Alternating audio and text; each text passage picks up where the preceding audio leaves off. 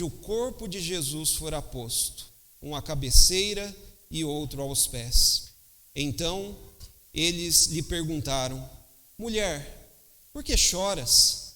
Ela respondeu: porque levaram o meu Senhor e não sei onde o puseram. Tendo dito isto, voltou-se para trás e viu Jesus em pé, mas não reconheceu que era Jesus. Perguntou-lhe Jesus: mulher, por que choras? A quem procuras? Ela, supondo ser ele o jardineiro, respondeu: Senhor, se tu o tiraste, dize-me onde o puseste, e eu o levarei. Disse-lhe Jesus: Maria. Ela, voltando-se, lhe disse em hebraico Rabone, que quer dizer mestre.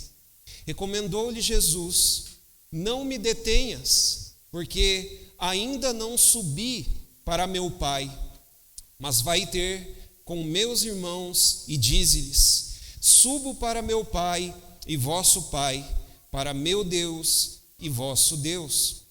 Então saiu Maria Madalena, anunciando aos discípulos: vi o Senhor, e contava que ele lhe dissera estas coisas. Até que a leitura da palavra do nosso Deus, eu quero te convidar neste momento a, se possível, fechar os teus olhos. Nós vamos pedir para que o Espírito Santo, nosso Deus, ele possa abrir o nosso entendimento e assim ele possa falar ao nosso coração neste momento. Oremos, meus irmãos.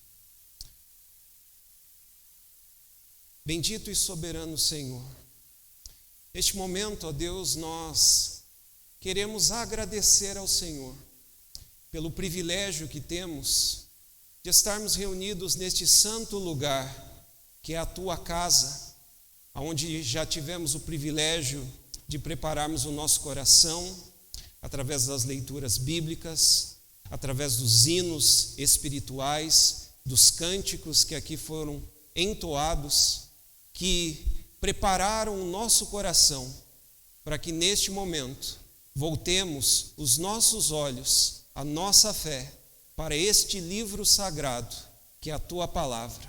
E nele, neste momento, colocamos o nosso coração, as nossas vidas, desejosos, ó Pai, de podermos ouvir a tua voz falando profundamente aos nossos corações. Que o Senhor use a minha vida neste momento apenas como um instrumento em tuas mãos, e que o Espírito Santo do Senhor, que é o nosso mestre por excelência, possa abrir o nosso entendimento, o nosso coração, para que a tua palavra ela caia em nosso coração como uma boa terra e ela gere fruto a 100, a 60 e a 30. E que assim o nome do Senhor seja honrado e exaltado neste lugar. Esta é a nossa oração a Ti, em nome de Cristo Jesus. Amém. Meus amados irmãos, nós nos encontramos diante de um dos mais extraordinários testemunhos a respeito de fidelidade, a respeito de comunhão e a respeito de entrega a Cristo Jesus. Este relato bíblico feito pelo apóstolo João, também conhecido como o apóstolo do amor, nos conduz a uma das personagens mais extraordinárias no que diz respeito ao enredo, ao evento da história da ressurreição de nosso Senhor e Salvador Jesus Cristo. E nesta noite eu gostaria que juntos nós pudéssemos voltar os nossos olhos para uma das mulheres mais extraordinárias que eu compreendo que podem ser percebidas neste evangelho, nesta descrição, que é Maria Madalena. E eu quero, antes de falar a respeito desta mulher, e enquanto aprendermos e olharmos para a sua fidelidade nesta noite, eu quero que sejamos encorajados nesta noite a voltarmos as nossas vidas a Cristo Jesus com o mesmo testemunho de fé, de entrega e de fidelidade a Deus que esta mulher teve. Este é o nosso desafio nesta noite, a olharmos para esta passagem.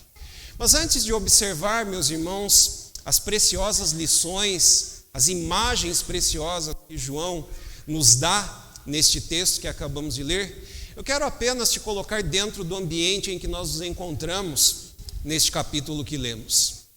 O capítulo de número 18 até o capítulo de número 20 deste evangelho, nós nos deparamos aqui com um bloco dentro do evangelho de João que diz respeito aos últimos acontecimentos da vida de Cristo Jesus.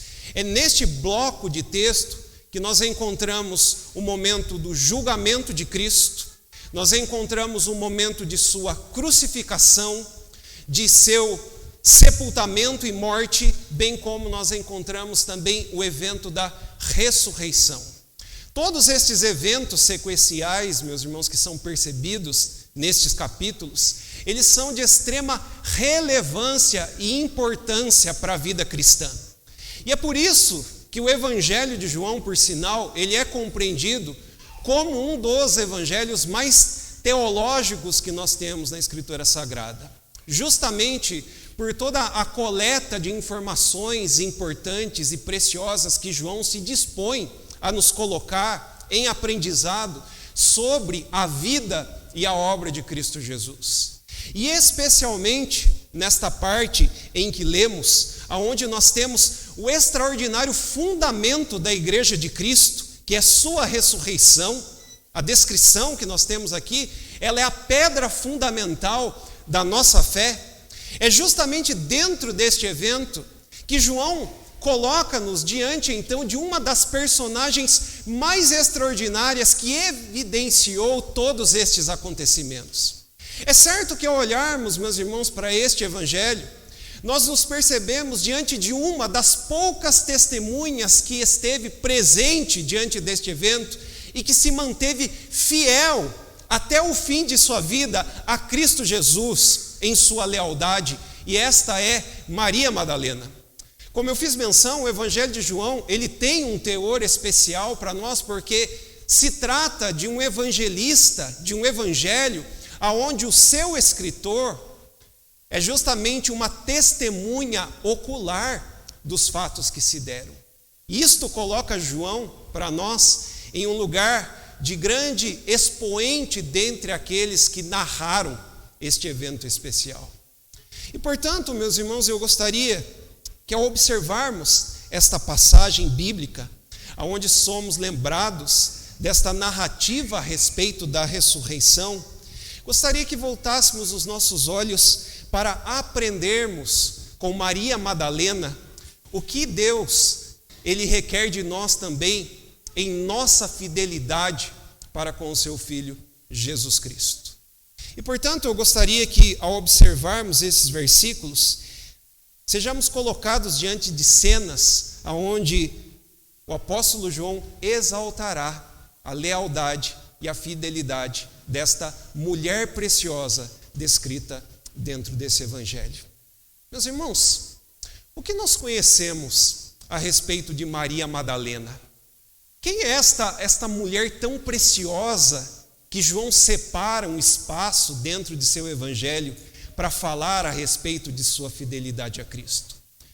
Nós encontramos poucas informações, mas que são suficientes na Escritura Sagrada para nós compreendermos um pouco a respeito desta Maria Madalena. O seu nome nos leva a uma compreensão da região de onde esta mulher vem.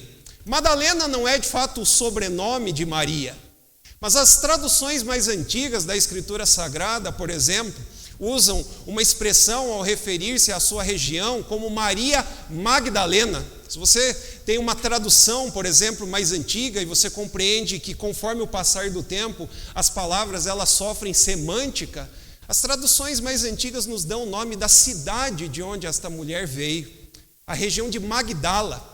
Era uma região, meus irmãos, que se encontrava na Galileia, perto de um lugar chamado Tiberíades e junto a Cafarnaum. E é importantíssimo que nós tenhamos esse detalhe diante de nós, porque a Galileia, que também era conhecida, por sinal, segundo a profecia de Isaías capítulo 9, versículo 2, como a Galileia dos gentios, se tornou o centro ministerial de Cristo Jesus. Foi ali na região da Galileia que o Senhor Jesus proclamou cura, libertação, salvação em um mundo de trevas. E era exatamente por isso que essa nomenclatura usada por Isaías, ao se referir à Galileia, nos remete à situação daqueles que viviam naquela região. E dentre os seus moradores, lá se encontrava Maria Madalena, cuja qual Lucas, no seu evangelho, lá no capítulo número 8, versículo 1 e 2, diz que Jesus ia de aldeia em aldeia, de cidade em cidade, pregando o evangelho do reino, e junto a ele os 12 o acompanhavam, e junto a estes, mulheres que assistiam o ministério de Jesus, que eram contribuintes na manutenção do exercício diário da vida e obra de Jesus Cristo. E é muito interessante porque Lucas, o historiador, nos coloca dentro do âmbito do ministério de Jesus, dizendo que dentre estas mulheres, Maria Madalena era uma daquelas que foram curadas pelo ministério de Jesus e salva e liberta de 7 espíritos demoníacos. A palavra 7, usada por Lucas, nos dá a ideia de uma completude de domínio de Satanás, do diabo, sobre a vida de Maria Madalena antes de sua conversão. É claro, meus irmãos, que seria injusto de nossa parte dizer que Maria Madalena, ela pode ser comparada a uma mulher promíscua. Eu sei que alguns teólogos, alguns estudiosos da Escritura a colocam como sendo uma mulher de um grau e de um nível de promiscuidade muito elevado, mas seria muito injusto de nossa parte usarmos as terminologias bíblicas para a qualificarmos desta forma. Até porque nada é dito nos evangelhos a respeito de que tipo de pecados esta mulher havia cometido diante de Deus. Mas fato é que a vida de Maria Madalena era uma vida marcada por estar subjugada pelo poder de Satanás. Mas esta mulher extraordinária obteve em Cristo não apenas a libertação e a cura de seus pecados e a transformação espiritual necessária que ela precisava. A vida de Maria Madalena foi radicalmente transformada por Cristo Jesus. E quando olhamos para Maria Madalena, a percebemos dentro deste evangelho, juntamente com poucos discípulos, sendo mencionado apenas um, que é o discípulo amado João, o apóstolo do amor, juntamente com apenas um grupo de mulheres, Maria estava junto a estes, prestando a sua lealdade ao Senhor. E talvez nós nos perguntaríamos o que fez com que Maria Madalena mantivesse tal lealdade até o fim da vida de Cristo, até a sua morte em sua humanidade. A Escritura nos mostra o motivo pelo qual Maria fez isso. O Evangelho de Lucas, o mesmo Lucas, lá no capítulo 7, versículo 47, diz que aquele a quem muito é perdoado, muito ama. Aquele que recebe graus elevados do amor, da misericórdia de Cristo em sua própria vida, o ama e expressa a sua lealdade desta forma. É exatamente isto que é encontrado na vida de Maria Madalena quando nós olhamos para esse texto. E é por isso, então, meus irmãos, que João nos coloca diante de um contraste. Eu sei que as nossas Bíblias, elas fazem uma quebra natural do versículo 10 para o versículo número 11.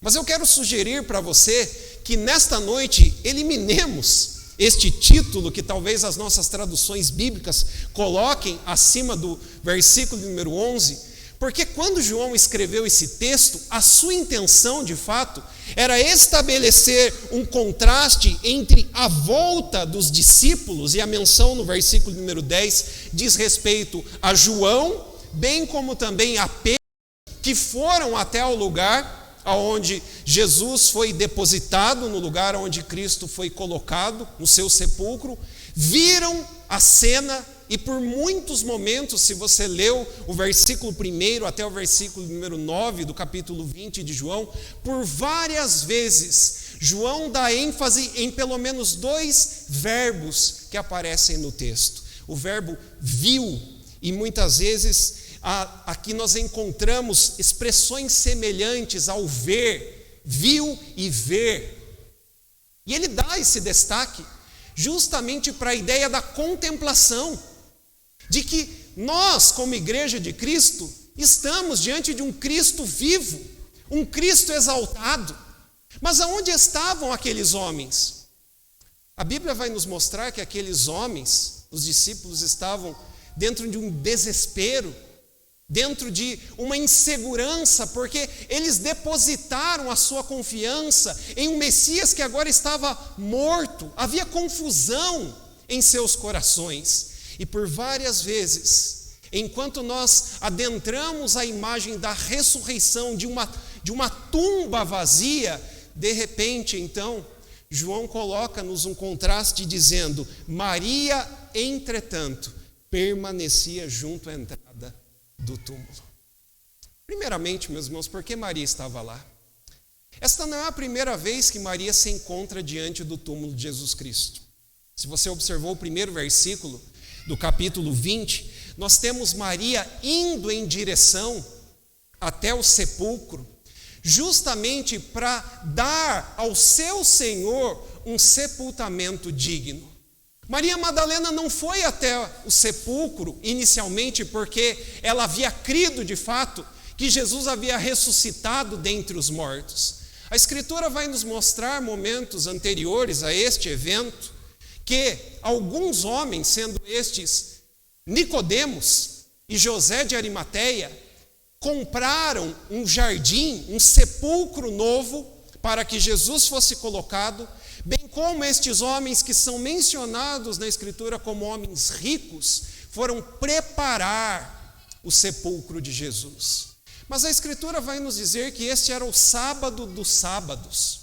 O sábado, para o judeu, era aquele momento em que eram encerradas todas as atividades funerais, todos os tipos de trabalho cessariam na entrada do sábado. E então as mulheres se voltaram para lá, até o sepulcro, para continuar aquilo que havia sido iniciado por José de Arimateia e Nicodemos. Eu quero abrir só um detalhe interessante para você, dentro desta narrativa. Maria Madalena não viu apenas os eventos da crucificação. Maria Madalena presenciou também a glória da transformação, não apenas na sua própria vida, mas na vida de homens como Nicodemos. Eu não posso passar por esse texto sem lembrá-lo de que o mesmo Nicodemos que está ali, junto à cruz, presenciando o evento da morte de Cristo, era o mesmo Nicodemos que estava lá no capítulo 3, precisando de um novo nascimento, precisando de uma transformação de vida tão semelhante assim como era José de Arimateia, homens que eram discípulos anônimos a princípio de Cristo Jesus. Mas a cruz, ela traz transformações tão radicais na vida daqueles que estão em Cristo, de tal forma que a sua lealdade é tamanha que eles ousam ir até a cruz, mesmo diante de soldados romanos, diante de um império romano, e declarar abertamente e publicamente a sua fé. E isso é extraordinário, isso é extraordinário. Isto mostra para nós o fato pelo qual esta mulher está lá. Porque a primeira imagem que nos é colocada aqui, a respeito de Maria Madalena, é a sua devoção. João diz que Maria Madalena permanecia junto à entrada do túmulo chorando. Meus irmãos, estar diante de um sepulcro era algo muito perigoso, principalmente para uma mulher. Mas Maria Madalena desafia todas as inseguranças, os medos, e permanece junto à entrada do sepulcro de Jesus. E o texto diz para nós que Maria, ela está chorando, e o choro de Maria é de fato um choro inconsolável. É a tristeza que ela tem do amor de alguém que ela serviu por toda a sua vida até o momento em que este morreu. Este é Cristo para Maria Madalena. Mas eu quero te lembrar também que quando nós olhamos para este chorar de Maria Madalena diante do sepulcro, visto por este evangelho, nós devemos ser muito cautelosos ao olhar de uma forma muito peculiar para cada palavra escolhida pelo apóstolo João. Meus irmãos, quando Maria chora diante do sepulcro de Jesus, Maria expressa a sua humanidade em reação da morte que todos nós sofremos. João recorda este choro, porque em alguns momentos antes, dentro deste evangelho, Jesus chorou diante de um túmulo. Jesus enfrentou a dor da morte, dentro das expressões de sua humanidade, dos seus sentimentos humanos que Jesus experimentou em toda a sua plenitude. Um deles foi justamente se deparar com a morte de um de seus amigos. E o texto nos diz, em João capítulo 11, se você ler a partir do versículo 33 até o versículo de número 38, há um diálogo entre Jesus e uma outra Maria, irmã de Marta, que são irmãs de Lázaro. E o texto diz para nós que quando Jesus se vê diante daquelas irmãs em pranto, o texto diz que Jesus comoveu-se em seu íntimo. Mas, infelizmente, eu quero dar para você um detalhe importante nesta noite.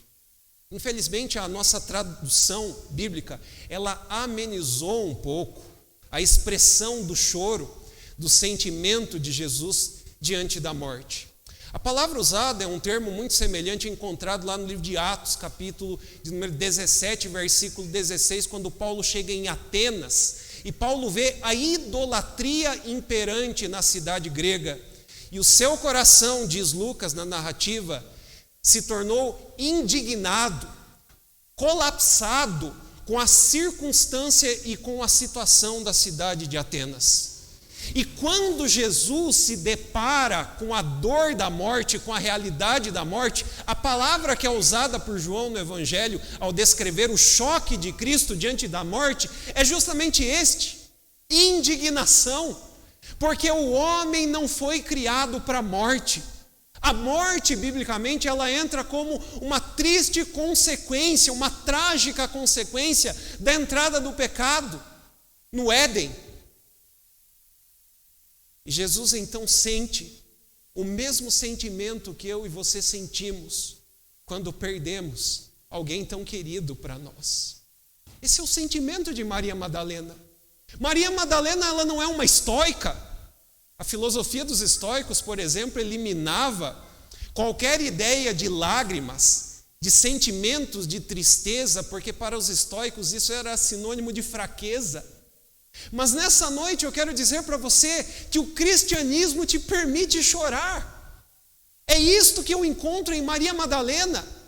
Maria Madalena, ela é uma serva leal e fiel a Cristo que chora a dor da morte, assim como todos nós choramos quando nos deparamos pela morte. Mas o que mais me impressiona, meus irmãos, ao olharmos para esta passagem, é que Maria Madalena, ela é fiel e leal a Cristo, crendo que este está morto.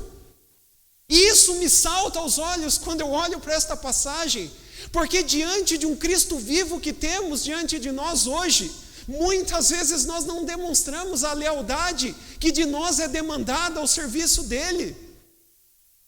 Essa é a devoção de Maria. Maria, ela está lá para provar que ela provou ser verdadeiramente uma serva de Cristo Jesus até o fim de sua vida. E é por isso que ela está lá, sozinha a princípio, junto ao túmulo, aguardando algumas outras mulheres que viriam juntamente com ela para compor aquele colégio de mulheres que serviram ao Senhor, para mostrar a sua fidelidade e a sua lealdade. Mas não apenas isto.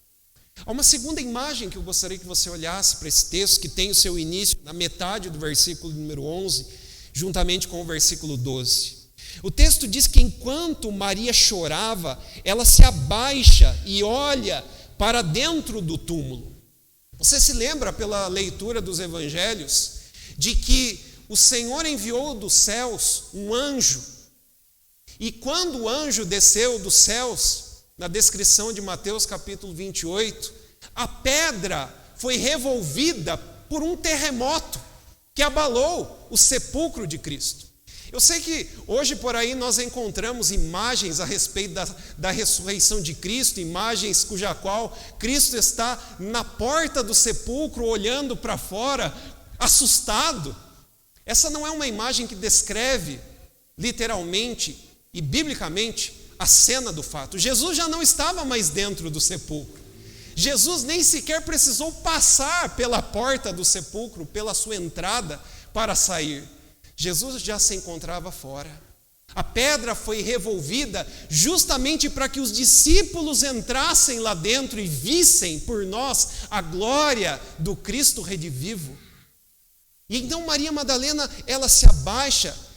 As câmaras funerais dos dias de Cristo, elas eram em rochas, eram rochas esculpidas, onde haviam pequenas elevações abaixo, onde você descia, então encontraria o lugar aonde o féretro se encontrava. Maria apenas se abaixa e quando ela vê, quando seus olhos contemplam o sepulcro, o versículo número 12 diz para nós que ela tem em sua visão 2 anjos vestidos de branco, sentados onde o corpo de Jesus fora posto, um à cabeceira e outro aos pés.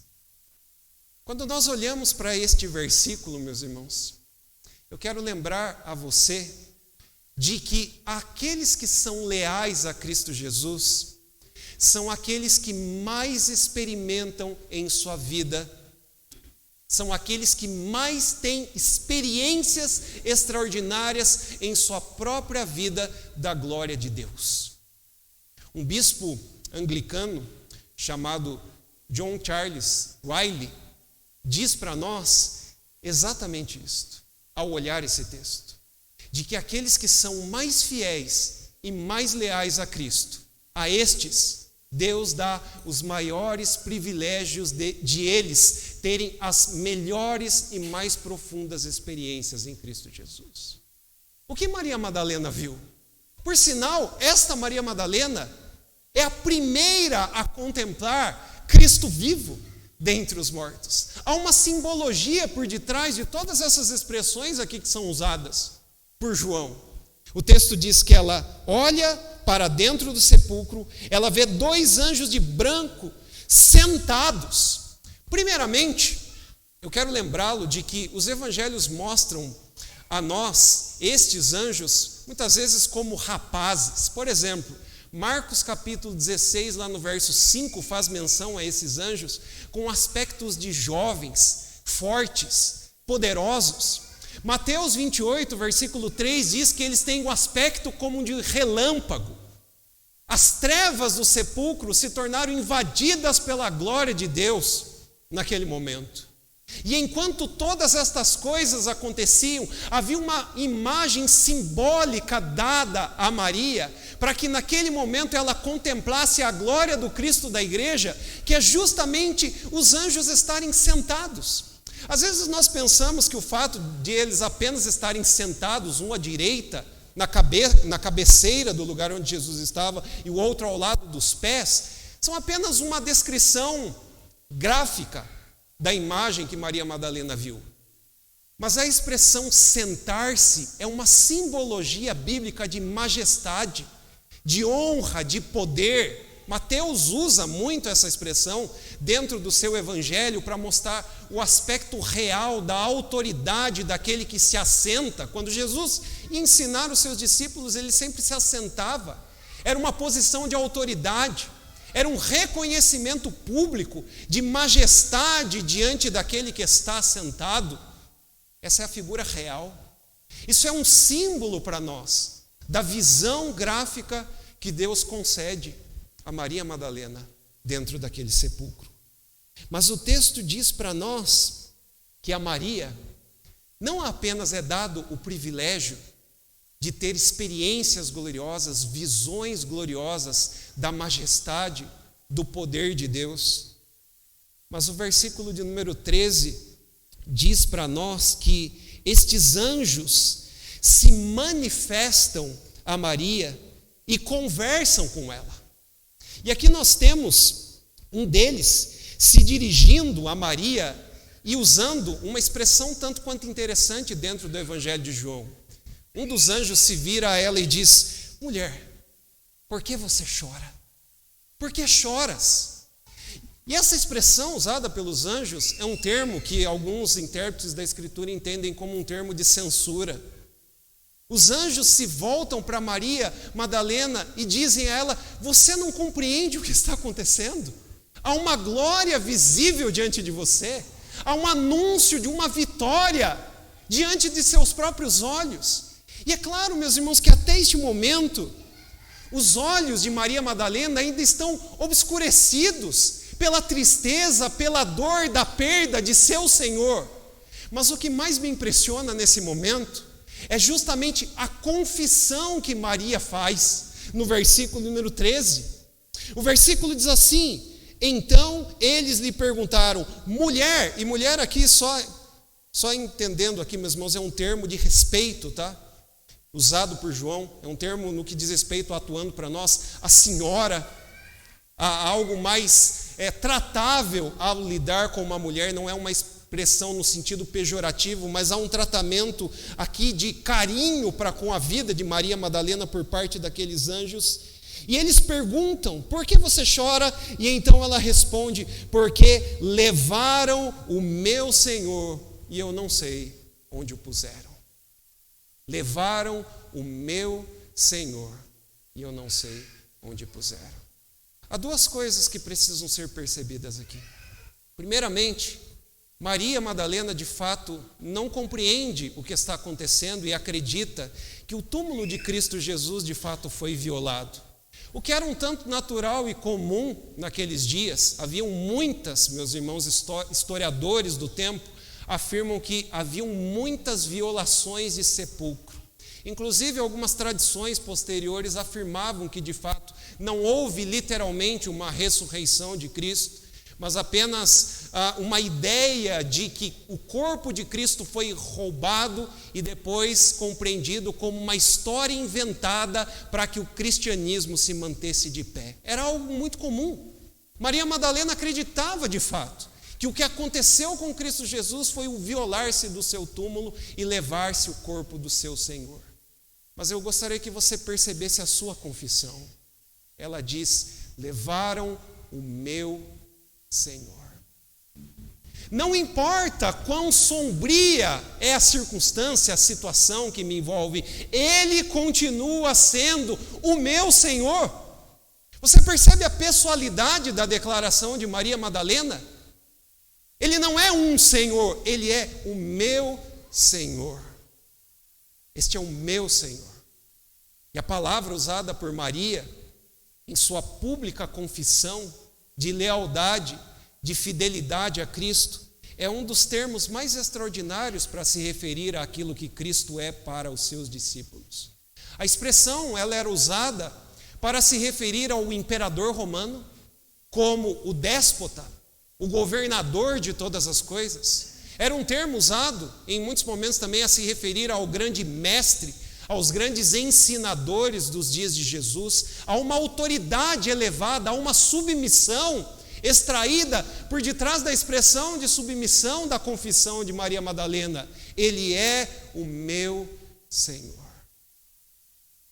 Meus irmãos, quantas vezes dentro da vida cristã nós deixamos Cristo por tão pouco, tão pouco. Tão poucas coisas fazem-nos abandonar a nossa lealdade àquele que tanto nos amou. E quando eu olho para Maria Madalena, eu percebo a sua fidelidade. No meio de tantas sombras e obscuridades da sua compreensão, ela diz, Ele é o meu Senhor, eu não sei onde o puseram. O cristianismo não me dará todas as respostas que eu gostaria de tê-las, mas uma coisa eu preciso compreender nesta noite como membro da Igreja de Cristo. Jesus Cristo é o meu Senhor. Você pode nesta noite dizer isto? Ele é o meu Senhor, porque esta é a pública profissão cristã. Em Romanos capítulo 10, lá no versículo de número 9, o apóstolo Paulo diz que se com a boca você confessar que Cristo Jesus é o Senhor e no seu coração creres que Jesus ressuscitou dentre os mortos, será salvo. Será salvo. Ele é o meu Senhor. Essa é a confissão de Maria Madalena. Mas eu gostaria que você ainda observasse versículo 14 até o versículo de número 16, o encontro de Maria. E eu acredito, meus irmãos, que essa é para mim, e eu acredito que se você observar este texto com profundidade, uma das imagens mais profundas e belas que nós temos. Um encontro, o mais extraordinário dos encontros de duas pessoas que se amam. Uma vez eu vi uma imagem que nunca mais eu esqueci, de alguns soldados norte-americanos que foram para a guerra, alguns guerrilheiros norte-americanos que depois de algum tempo dentro do campo de batalha, dentro do conflito, eles voltam para suas casas e alguns deles têm a oportunidade de ir até a escola de seus filhos. Não sei se alguém já viu este vídeo, é um vídeo que dificilmente você não choraria vendo este vídeo de pais indo até a escola e se encontrando com seus filhos, a quem eles amavam e que desejavam por tantos e tantos anos encontrá-los. E a imagem é uma imagem assim extraordinária, meus irmãos. O momento do encontro, o olhar das crianças ao verem seus pais. Eu acredito que a descrição para olharmos e percebermos o que João nos coloca diante de nós nesses versículos é exatamente esta. Porque o texto diz para nós que enquanto Maria Madalena ela conversava, ela respondia perguntas aos anjos, o versículo 14 diz que tendo dito isto, voltou-se para trás e viu Jesus em pé. Há um mistério por detrás dessas palavras, porque o texto não nos explica o motivo pelo qual Maria Madalena se volta para trás. Alguns entendem que talvez a reação dos anjos ao ver Cristo, talvez sejam os olhares deles, atentos à figura de seu Senhor. Alguns compreendem, a Escritura não diz isso, é claro que são conjecturas, mas alguns acreditam que talvez houve um gesto corporal por parte dos anjos, talvez um se prostrar diante da presença visível de Jesus Cristo, o que fez instantaneamente com que Maria voltasse os seus olhos para trás e visse Jesus em pé. Mas há um detalhe, Jesus diz, aliás, João nos diz que ela não reconheceu quem era Jesus. Não reconhece. E esse é um detalhe absolutamente teológico. João ele quer mostrar de fato o obscurecer espiritual, a venda que ainda existia diante dos olhos de Maria Madalena, que não consegue contemplar Cristo em sua dor. Esta de fato é a descrição do sentimento que nós temos quando nós nos encontramos diante das tristezas da vida. As lágrimas que escorrem dos nossos rostos, enquanto choramos pelas dores da perda, pelas dores da vida, nos impedem de perceber que Jesus está ali ao nosso lado, junto a nós. Você se lembra, por exemplo, que em Lucas capítulo 24, versículo 15 e 16, há um diálogo entre Cristo e os chamados 2 discípulos. Alguns acreditam que talvez seja provavelmente também um casal, há apenas um nome mencionado, que é Cleopas, um segundo nome não é mencionado. Alguns acreditam, não sabem se são 2 discípulos ou se um casal, mas seja quem for, Jesus aparece a eles e o texto diz que eles voltavam tristes de Jerusalém, porque eles haviam depositado toda a sua confiança e sua lealdade em alguém que havia morrido. Mas de repente, enquanto eles andavam conversando, o versículo 16 diz que Jesus aparece diante deles, mas eles não o percebem, porque há um obscurecimento, diz Lucas, na visão espiritual deles. Cristo estava ali, mas a tristeza, a dor, muitas vezes nos impede de perceber a presença palpável e real de um Cristo que sempre está junto a nós. Eu me lembro lendo alguns livros de um dos escritores que eu profundamente aprecio muito, acredito que muitos dos irmãos também, chamado C.S. Lewis, onde ele diz que as suas lágrimas, enquanto ele chorava, em sua dor, ele foi começando, através das dores sentidas pelo sofrimento, começou a ser produzido em seu coração fé. Percebeu-se, naqueles momentos de tristeza, segundo C.S. Lewis informa em seus livros, de que Cristo estava ali, Deus estava presente por meio da dor. Maria Madalena não vê Jesus Cristo. Jesus se aproxima a ela e faz a mesma pergunta que os anjos fazem. O versículo 15 diz: perguntou-lhe Jesus: mulher, por que você chora? E agora a pergunta, ela é uma pergunta feita pelo nosso Salvador, Jesus Cristo. Ela tem um teor diferente. Ela não é mais uma censura, mas ela é uma pergunta cuja a imagem aqui na expressão usada por João é uma pergunta que produz reflexão. Ela leva Maria Madalena a pensar, a refletir. O que você está fazendo aqui? Por que você chora? É uma pergunta que no íntimo dela a levou a se lembrar de muitas coisas que Jesus falou ao longo de todo o seu ministério. E eu acho muito interessante isso, porque Jesus faz muitas perguntas, assim como também a Bíblia nos leva a muitas perguntas. Por exemplo, você já leu Gênesis capítulo 3, e você se lembra de que um dia Deus falou diretamente com Adão, dizendo: Adão, onde estás? Será que Deus não conhecia a região geográfica aonde Adão se encontrava? É absolutamente claro que nós compreendemos que a presença de Deus, o seu olhar, os seus olhos perscrutadores alcançam todos os âmbitos da terra que Ele mesmo criou. Mas fato é que a pergunta, ela tinha a intenção de produzir reflexão em Adão. Adão, onde você está? Em que condição você se encontra? E a pergunta, de fato, deveria levar Adão a perceber que naquele momento ele estava nu espiritualmente diante da presença de Deus. Ezequiel também recebe de Deus uma pergunta: por acaso podem esses ossos secos voltarem à vida? Ezequiel capítulo 37. Qual a resposta de Ezequiel? Senhor, tu o sabes. É claro que essa expressão ela não denota dúvida. A expressão ela é uma expressão categoricamente de absoluta certeza. Ezequiel diz: se o Senhor quiser, o Senhor pode tudo.